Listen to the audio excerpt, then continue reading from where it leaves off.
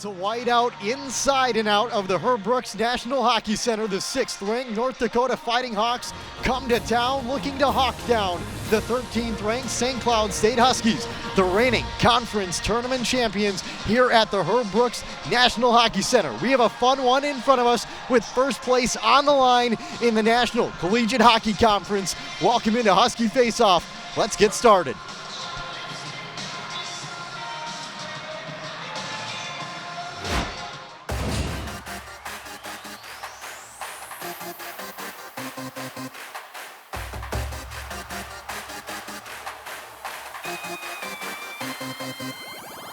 Akavi scores!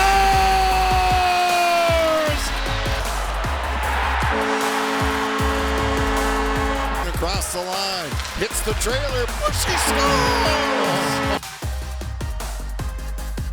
Dakota back at full strength. There's a Michigan! Oh my God.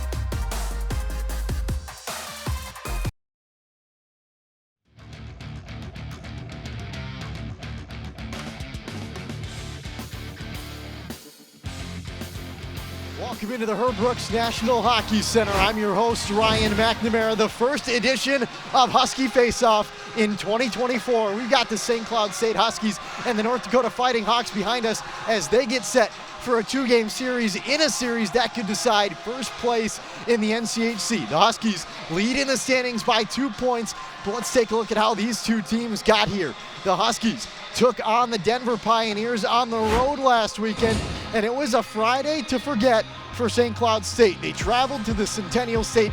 They gave up 5 goals in a nightmare second period to Denver on Friday, but they bounced back on Saturday with 4 goals in the first 2 periods. Some unlikely heroes came up big. Ethan Aucoin slotted his 3rd goal this season. Josh Lidke sent home just his 7th goal of his career. Now, who stole the show? It was Isaac Posh, the man to beat late. Every shot he saw, he stopped in the 3rd period and overtime, and the shootout win was enough to keep St. Cloud State in first place in the NCHC. Now, North Dakota saw their extra time issues continue, dropping their 4th straight conference game in overtime, this time with a 5-4 final to Omaha. Saturday was a change of tune for the Birds as Hobie Hedquist, the freshman phenom, recorded his 3rd career win, holding UNO to just a single goal. And Dylan James netted the game winner just 4 minutes into the 3rd period. North Dakota has started the conference season notching a point in every single game. Now we come into this series, and the big thing is you look at Ludwig Persson. Right now in the series, he struggles against St. Cloud State in his career. With Miami in 6 career games, a goals against average over 5. That'll be something to keep an eye on tonight. Now let's jump into the NCHC standings and take a look at where these two teams stand. For St. Cloud State, they sit up top. North Dakota just 2 points behind them, and St. Cloud State's opponent last weekend, Denver, in that 3rd slot. Now you look at all those records up top, those top 4 teams, and you can include Colorado College in this number. They are not separated by much. Any change, any loss could be so big and implicate so much during the conference season. Now, let's take a look at the guys who have been getting down on the dot. Mason Salquist and Cameron Berg have dominated in the faceoff circle. Look at that faceoff win percentage for both of them. About 0.6 ahead of where their team lies, and both guys in the top 25 in the nation for total face-off wins, over 200 this season, and both with over 10 per game. Solquist missed some time earlier in the year, and he's really had success. You can see both make up a large part of that offensive zone time for both sides. Both players above a 1/3 of their team's face-off wins this season. Now for more on the implications in tonight's game, Anna Baining is ice side. Anna, what do you got for us?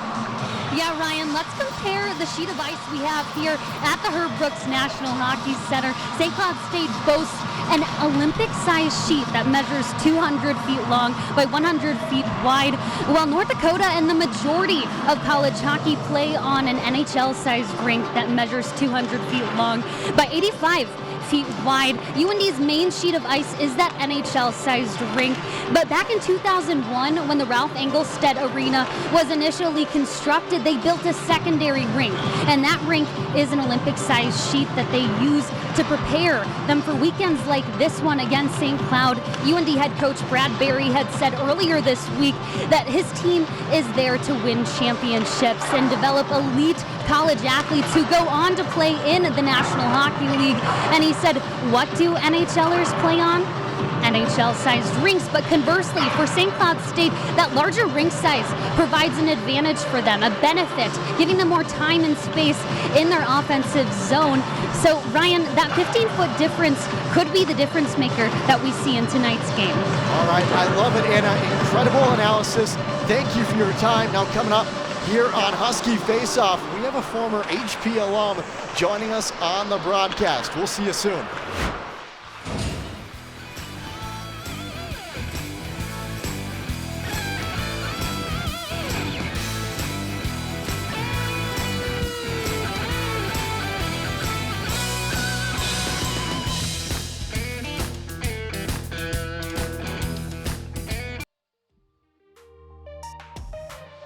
Back into Husky Faceoff, and I hope you recognize that familiar face. Not too long ago, we had Taylor Budge ice side for Husky Productions.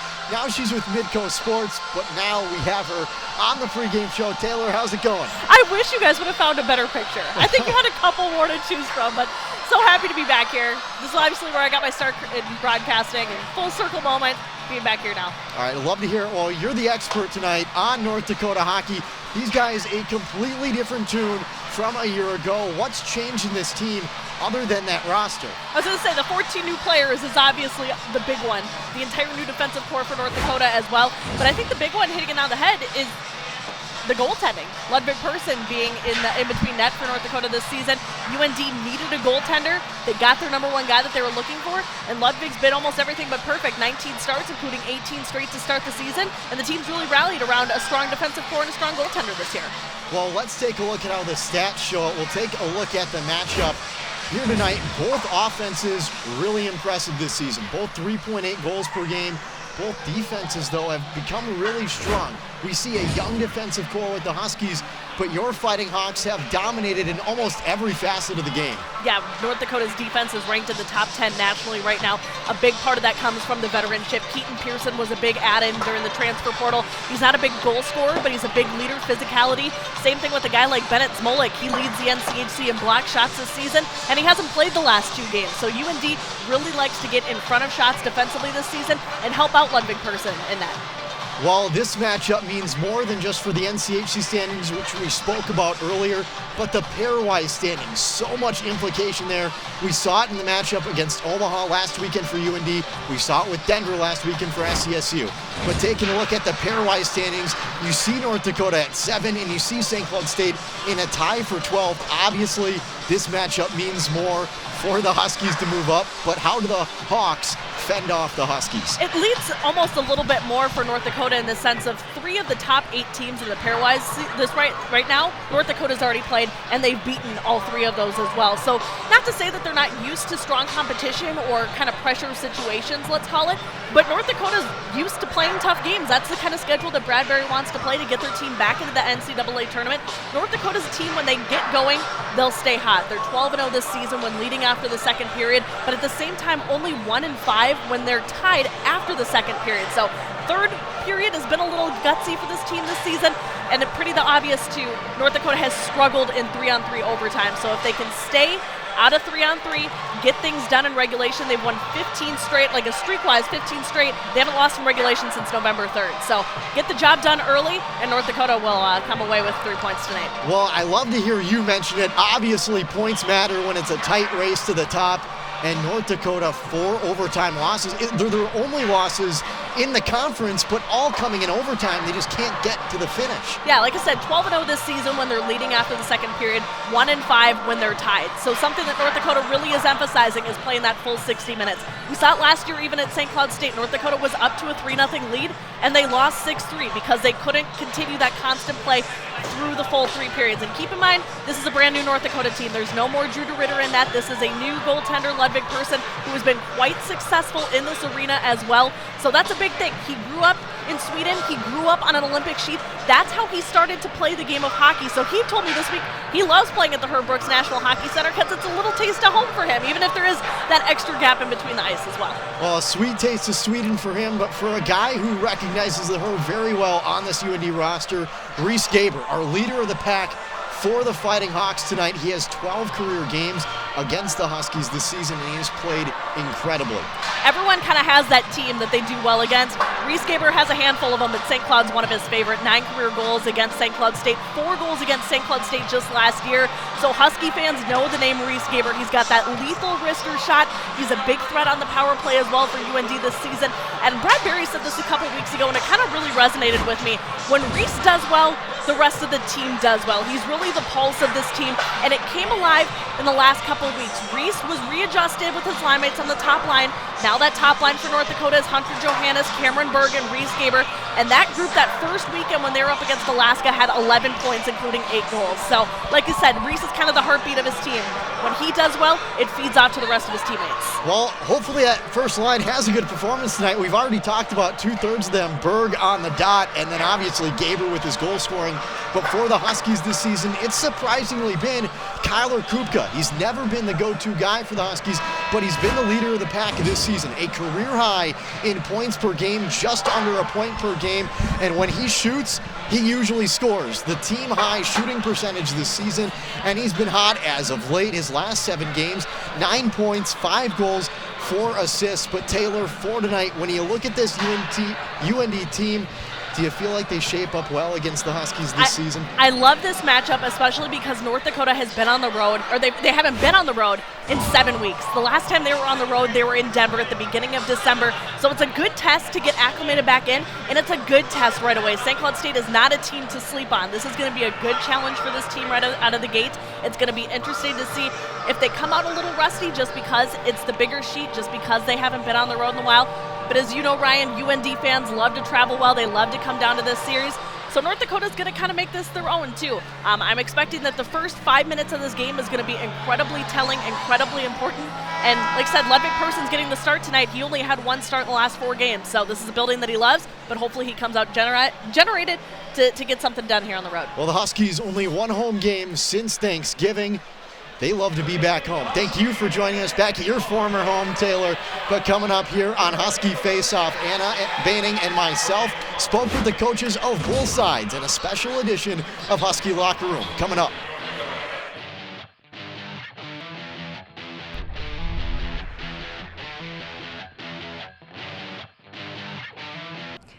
Welcome back to Husky Face-Off in the Brooks Center. I'm here with head coach of the Huskies, Brett Larson. And coach, we talked about it earlier this week. Your focus is to take it 1 game at a time. You're facing the number 6 ranked UND Fighting Hawks tonight. So what's the approach for tonight's game? Well, this is the only series we play them this year. We don't go there. So these 2 games head-to-head are really, really important. Obviously, pairwise and league. So for us to come out of here and try to win this series is really important for us, and we need to build off last weekend. And we saw resiliency last weekend from your team in that comeback Saturday night game. So what's the mentality heading into tonight? We played a really aggressive 3rd period in Denver, and we need to be aggressive here. We need to make sure that we're on our toes, we're hunting their D, we're pressuring them. If we can do that, that'll give us our best chance tonight. Thank you, Coach. Good luck tonight. Thank you. Ryan McNamara is alongside head coach of the Fighting Hawks, Brad Berry. Thanks, Anna. Coach, you talked a lot this week about the importance of the big sheet here at the Herb Brooks National Hockey Center. What preparation did you guys take leading up to this series? Well, we're fortunate enough to have an Olympic rink right at the Ralph Engelstad Arena. So, we utilized that at the beginning of the week, Monday through Wednesday practice, and got down here and got to practice here Thursday. So our guys got used to the dimensions here a little bit, but it really doesn't change the way you play. Obviously the 5 guys have to go out there and do a job, and again, it is a little bit wider, yep, but at the end of the day, you can still play the same game. And this series obviously has a lot of implications when you look at the conference standings. What's it going to take to come out on top tonight? Well, I think it's one of those things where discipline's going to be a big thing. You know, specialty teams are going to be huge in this series. Power play, penalty kill, you got to win that battle. And at the end of the day, you can't take a whole lot of penalties. They got a really good power play.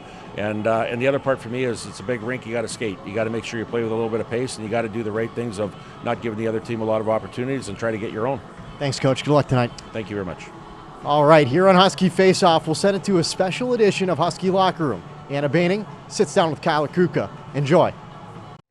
To get better every single day, and we have a special group.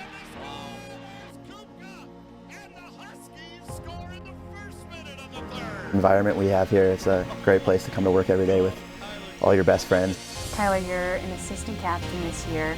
It's your 5th year in the program. To say that you bring a veteran presence to this team would be an understatement.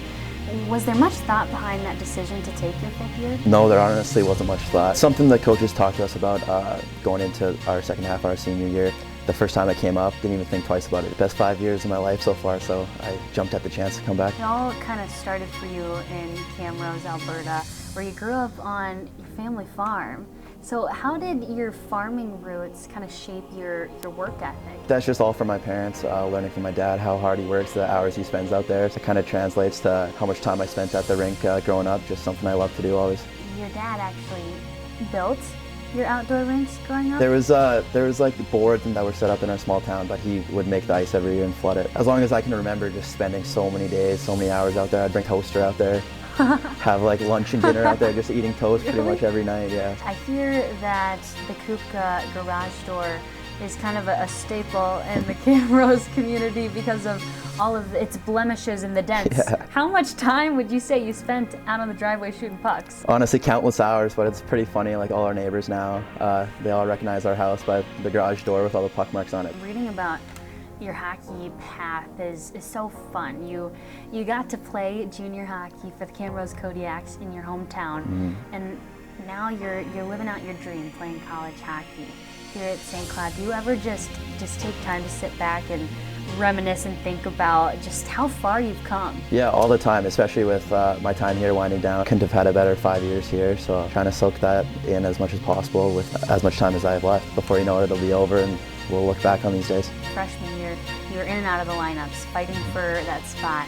And flash forward, year 5 now, you're a go-to guy for this team. Is this what you envisioned? I think everyone growing up just wants to have an important role for your team. Obviously, that's not how it went for me my first couple of years. The coaching staff, my teammates, just allowing me to grow into this role. It's the culture and environment we have here. It's a great place to come to work every day. Everyone's been by my side the whole way, so can't thank them enough. Spring rolls around and hockey season's over. Your eligibility is up. Is the hockey chapter going to be closed? No, I don't think so, wherever the game takes me. The bonds you make during hockey, just the teammates I've had over the years, that's something you'll cherish forever.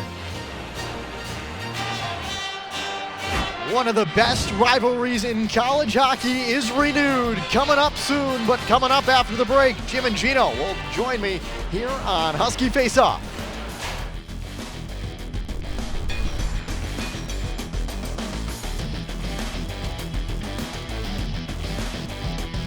Welcome back into the Herb Brooks National Hockey Center. Ryan McNamara with you for the final minutes of Husky Face-Off. But joining me here, Jim and Gino up in the booth, the fan favorites.